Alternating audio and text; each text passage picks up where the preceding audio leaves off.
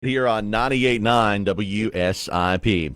10:05, good Wednesday morning to you. We're joined by Johnson County Judge Executive Mark McKenzie. Good morning. Good morning, Mr. Adam. How are you, sir? Doing good. How you doing this Doing morning? very well this morning. Thank you. Yeah, it's summertime and a lot of things going on in our community. And one thing I want to mention before we get to our guest today to talk about our primary topic of conversation, but wanted to make sure folks are aware that 201 Speedway is opening back up this year. And I got a text from the operator yesterday, and I think this weekend actually is going to be their first weekend. Been a long time since we've had dirt track racing out at 201, Yes, but if you watch anything on news or whatever, dirt track racing is extremely popular and seems to be getting more popular. So anyway, pretty excited to have that. That's going to bring more people to our community. It's going to obviously have them buying things in our community and helping us economically. So anyway, I just want to put that out there that I think starts this weekend. I'm sure you can go to 201 Speedway Facebook page and get details, but I think he told me July 5th they were going to kick off their season out there. Awesome. So, but with summer in mind, obviously we think about water and water activities, and today we want to talk about fishing a little bit, Jason. Yes, I sir. mean, I hope that folks are aware of the investment that's being made, that has been made and continue to be made in Paintsville Lake. I think we all agree it's probably our largest asset here in the community and has a lot of potential, doesn't it, Jason? And so we've been investing in it with shad fish for 3 years now to help grow the fish that are there, but we're on the cusp of being able to grow even bigger fish there, right, with F1s. Hopefully, we get to run that first pilot experiment. We always like to be first, right? Absolutely. And we were the first to come to the table 3 years ago. It's been a long road. Yeah. We've had some battles along the way, but we're excited about it. We really think that maybe we could grow a double-digit bass or at least some more quality fish and hopefully attract more people to the area, like I said. Well, tell folks what an F1 is. So an F1 is a 50% Florida, 50% northern. And this has all been based in science. It's not like we're just throwing mud at a wall and see if it'll stick. There's been a genetic sample taken on the Kentucky Department of Fish and Wildlife's behalf, on our behalf. Like you said, we've added shad, we've added habitat.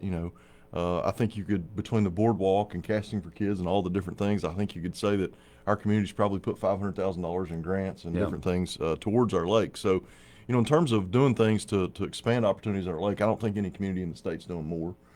So I think it's appropriate that we get to go first, and we get to run the experiment. And, I think it's interesting when you talk to these people on these channels, on the biology side.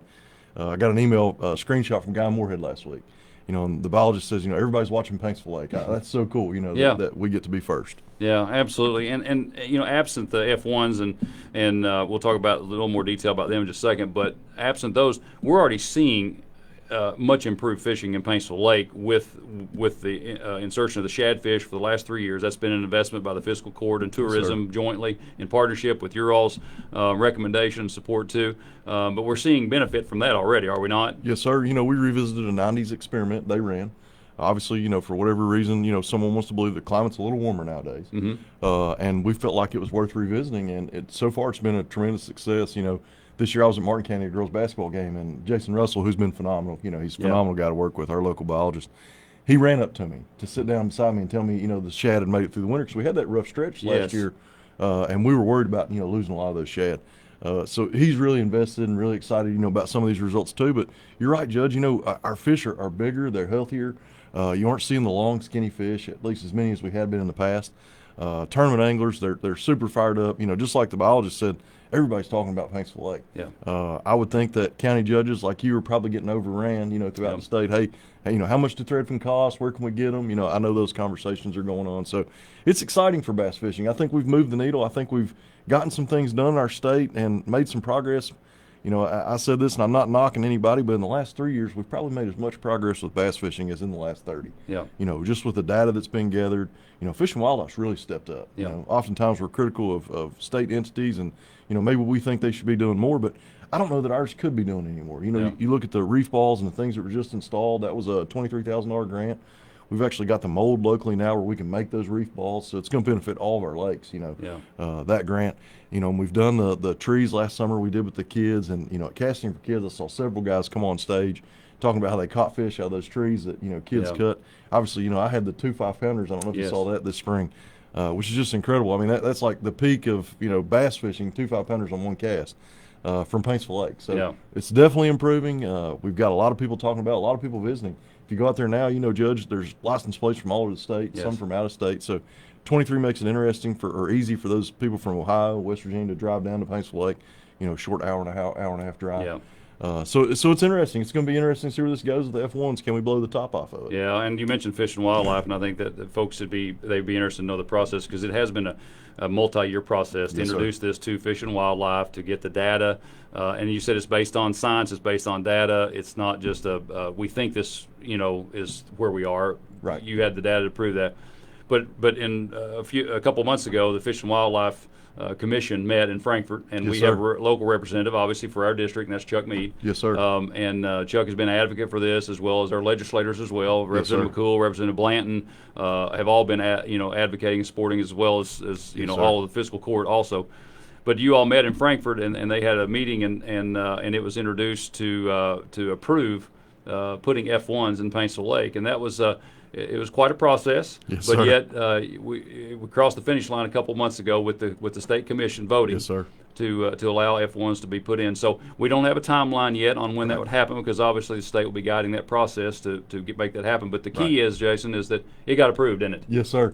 And we're going to do 5,000 4 to 8 inch F1s over each year for 5 years. So it'll be 25,000 4 to 8 inch F1s. And honestly, from our research, we're kind of trying to cheat the curve a little bit. A 12-inch fish right now in Eastern Kentucky is about 3 years old. A 15-inch fish is about 5 years old.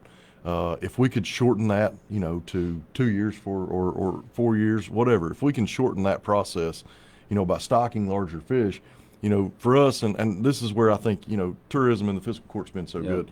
What's the return on investment there? That's right. And if we can stock those larger fish and cheat the curve, I was on a podcast last night, we talked about the same thing. If you stock a 2 to 3 inch fish, obviously it's going to take longer.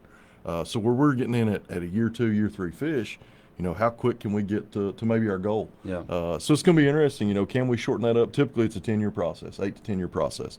So hopefully years 5 where we're starting those bigger fish, years 5, 6, 7, and 8. Hopefully we start to see, maybe some of those double-digit bass. Yeah, and what's exciting about it is that we have this opportunity, but we also know the benefit to the community, and I love Yes, it sir. when we do projects that not only benefit our local residents, Yes, but sir. it also brings people to our community, because sir. all of that helps us economically. I mean, when our locals have something to do, they obviously are supporting our local businesses. We've had a few businesses actually pop up, I Yes, think, sir. because of the activity at the lake. We've had some folks who have decided to spread their entrepreneurial wings and Yes, go sir. into business to support what's happening out there. So I'm excited. I know that we've talked about that a lot. The economic impact of this is tremendous, because folks are going to come here. There's a campground out there at the lake they can Yep. stay. Yep. They're going to spend money in our community. It's a win-win for us all, for our residents, and to bring visitors to us. And Judge, it's amazing. I think our bait store capacity has doubled. Yeah. So if you can't find it locally between one of our bait shops, I don't know that they make it. You know what I Right. mean? So I'm really excited about that part too. And you talk about a guy pulls in out here now with his boat and his truck. It's $150 in the gas tank. Yeah. I think Judy, she shared it was 67 cents of every Every dollar spent locally stays locally. and that's Yeah. incredible, because for me, if I go travel and, I go fishing, let's say, in Tennessee this weekend, it's probably $1,000, as cheap as you can eat, good as you can slice it. And when you look at, $670 of that staying local, that's amazing. Yeah. So it's definitely going to have an impact. I think with fishermen, there are no obstacles. I talked to a guy, like I said last night on the podcast, and he drove all the way to Texas, 18 hours, 20 hours this spring to go chase bass. And one of our arguments from the word go is, and I think, as a community, our heart's in the right place, and paying this forward, trying to leave it better than we found it. That's something we say a lot.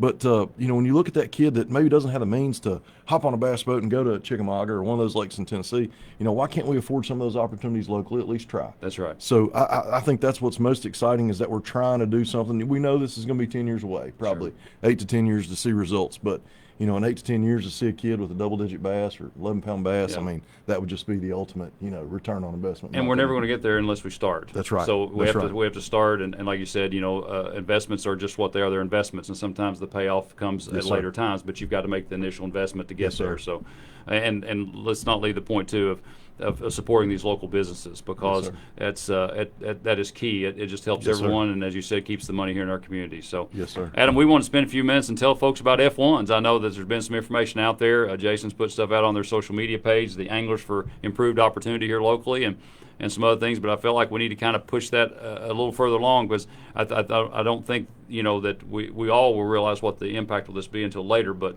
we're really excited about it. Yes, sir.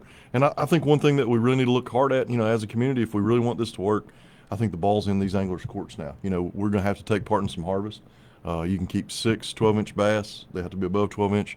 We want to really target those smaller fish. If you've catching some of those small, skinny bass, the experts say those fish need to go. So, every time you go out, if you grab a limit of 6, 12, 12.5-inch bass, I think that's only going to make this process more successful. And I'm sure you share a lot of that on your Yes, sir. Facebook page. So go to the Angles for Improved Opportunity Facebook page. Jason does he and all the folks that are involved with that do a great job of getting that information out. So just want to talk fishing this morning, Adam. Absolutely. Great conversation, guys. We appreciate it. Thank Yes, you. sir. Judge, we'll talk to you next week. Yes, sir. It's 98.9 WSIP Church Bulletin Board.